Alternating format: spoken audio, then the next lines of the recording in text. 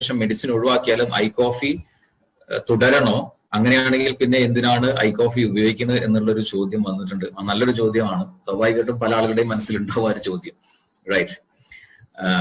Question, നിങ്ങൾ I coffee എന്തിനാണ് ഉപയോഗിക്കുന്നത് എന്നുള്ളതാണ്. ഡയബറ്റീസിന് പെർമനന്റ് സൊല്യൂഷൻ ഇല്ല. ബാലൻസ് ചെയ്ത് കൊണ്ടുപോകാൻ മാത്രമേ പറ്റുള്ളൂ. ഒരു ഓപ്ഷൻ നിങ്ങൾക്ക് ഗുളിക അല്ലെങ്കിൽ ഇൻസുലിൻ മെഡിസിൻ ഉപയോഗിച്ചുകൊണ്ട് ബാലൻസ് ചെയ്ത് കൊണ്ടുപോകാം. സ്വാഭാവികമായിട്ടും ഈ ഷുഗർ ഡയബറ്റീസ് കൊണ്ടുണ്ടാവുന്ന ആഫ്റ്റർ എഫക്ട്സ് അതിനെ പ്രിവെന്റ് ചെയ്യാൻ ഈ ഇൻസുലിൻ മതിയാവില്ല, അല്ലെങ്കിൽ ഗുളിക മതിയാവില്ല.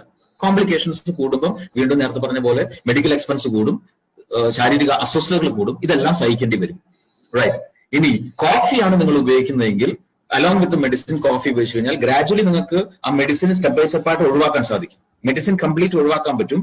കോഫിയിലുള്ള മറ്റ് ആന്റി ഓക്സിഡൻസും ഒക്കെ ഉള്ളത് കൊണ്ട് തന്നെ ഈ ഡയബറ്റീസ് കൊണ്ട് വരാൻ സാധ്യതയുള്ള കോംപ്ലിക്കേഷൻസിനെ എല്ലാം പ്രിവെന്റ് ചെയ്യാൻ പറ്റും.